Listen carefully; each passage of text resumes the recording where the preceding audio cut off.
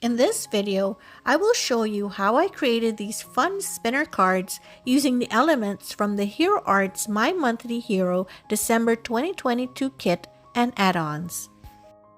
This is Anna from Crafty Anna's Studio. Welcome to my channel. First, let's take a quick look at this month's kit. The contents of the kit come in these zippered pouches. Inside each kit, you will receive a printed card which lists the contents of the kit. In this month's kit, there is a 6x8 stamp set with lots of beautiful out-of-this-world images and a lot of wonderful sentiments and puns to go with the images. The kit also comes with 15 coordinating frame cuts.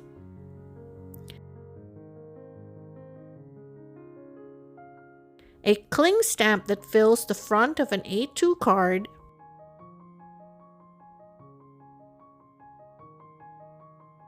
four sheets of 8.5 by 5.5 pitch black cardstock, and a mini ink pad of rose gold pigment ink.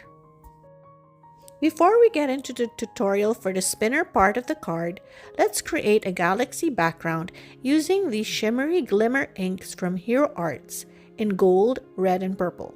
I will also use a little bit of Nubo shimmer powder in Storm Cloud and some white acrylic ink. First, I squeezed a few drops of the inks on a glass mat. Then, on a panel of black cardstock, I took some white acrylic paint and painted it on in some random areas. One of the inks I will use is purple, and with this color, it might fade into the background of the black cardstock. So I'm using the white paint as a base, so when I add the purple paint on top, the color will pop.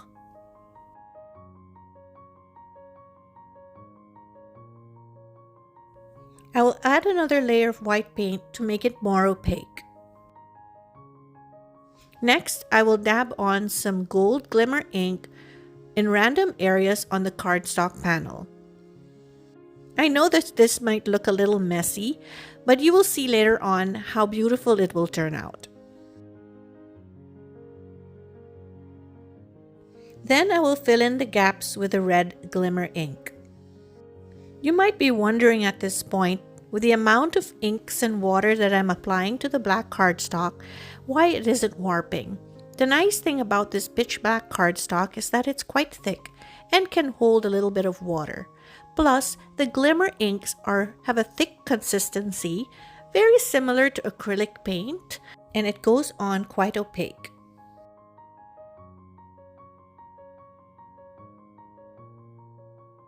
Next, I take the purple ink and paint it on top of the white acrylic paint. You will see that the purple shows through quite beautifully.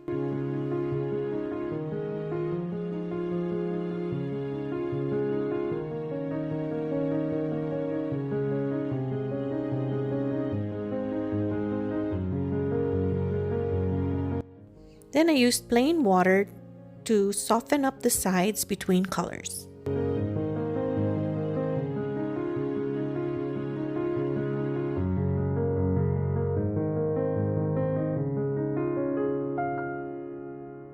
Next, I will take the Nuvo shimmer powder in Storm Cloud and sprinkle a little bit of it on my glass mat. I will use this to mute the colors a little, especially the gold one. You could actually use black acrylic paint for this, but I like to use this Nuvo shimmer powder because it has a lot of shimmer in it, and the background will remain nice and shiny. Once the panel is dry, I will take some leftover white acrylic paint and splatter it all over the panel.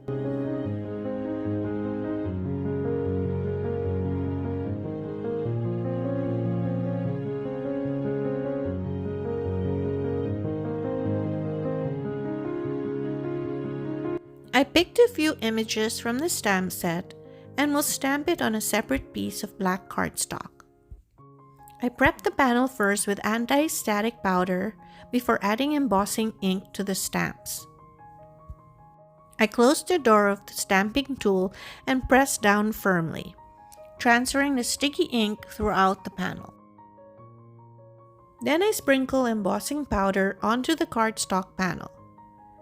I'm using silver for this set of images. Then I'll use a heat tool off camera to emboss the images. Here I heat emboss two sets. The one on the right is embossed with silver embossing powder and the one on the left is with white embossing powder. I'll be using the one on the left for my card today. I'll use the coordinating frame cuts to cut out the images.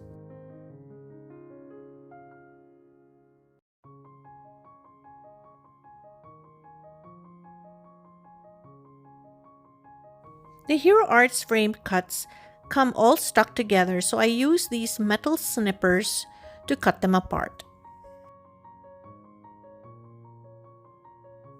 To color in the image for my card, I'm going to use these metallic paints from Altenew. These watercolor paints are highly pigmented and they're my go-to paints to paint on dark colored cardstock. I use a spray bottle with water to wet all the inks before I start painting. First, I start with sterling silver, and I use it to paint only one side of the little boy's spacesuit, the sides of the body, legs, and arms. Then I wash off my brush and then spread the colors outwards. This is how I give it more depth. Then I proceed to paint the rest of the image. I use a variety of colors to fill in the details of all the planets.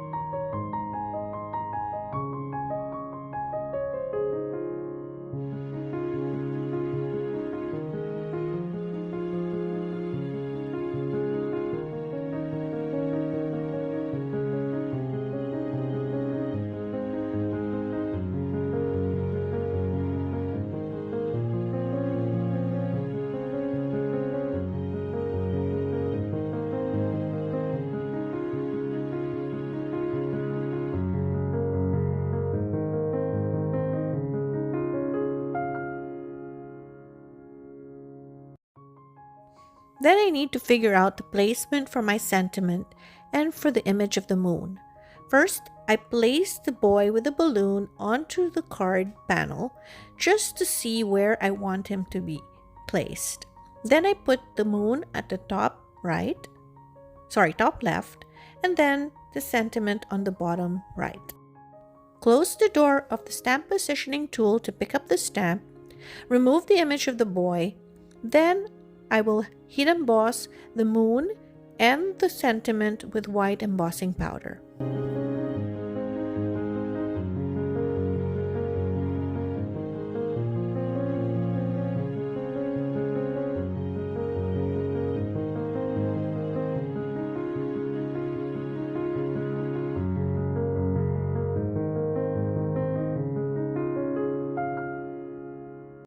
Then I will trim down the sides to 4 by 5 1/4 inches.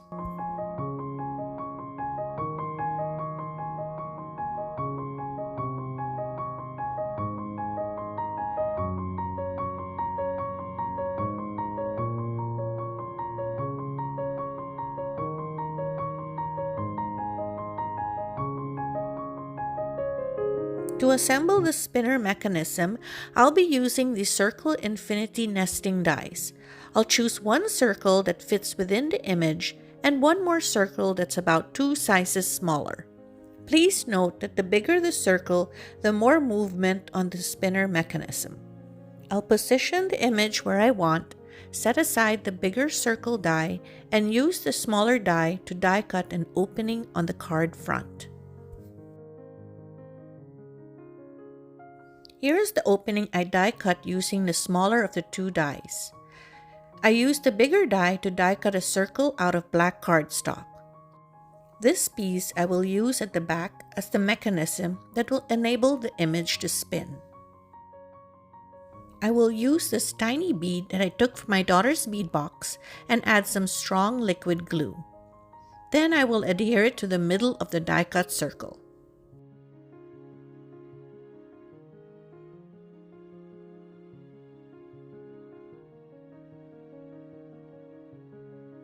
Now this is where I really screwed up.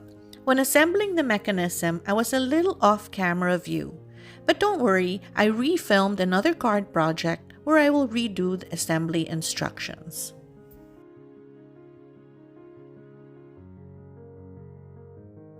For this card, I already heat embossed the sentiments and the galaxy image with white embossing powder.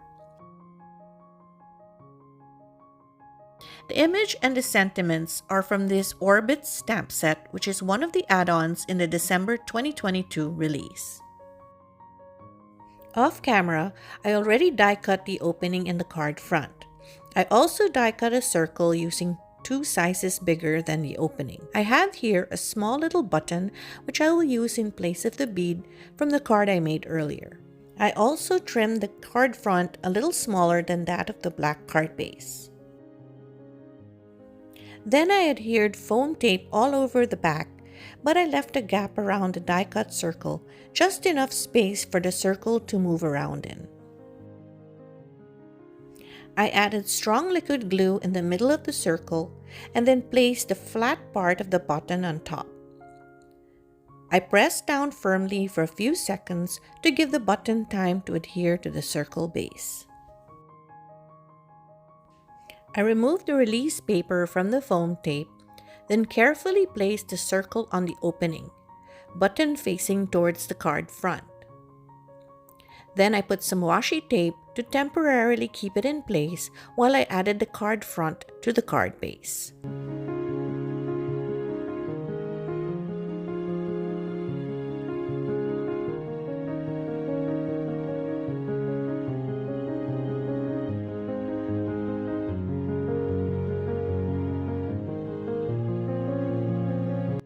Then I gently removed the washi tape. Next, I added more liquid glue to the button. I moved it around a little to make sure it was in the middle of the opening. Then I carefully placed the orbiting galaxy image on top of the button, making sure it was centered on the card. Now that the glue has dried, it's time to give it a whirl.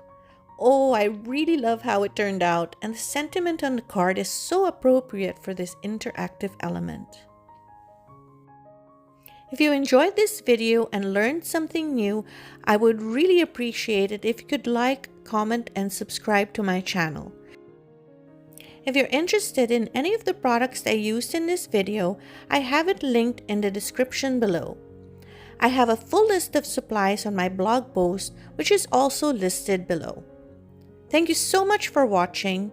Till next time, bye!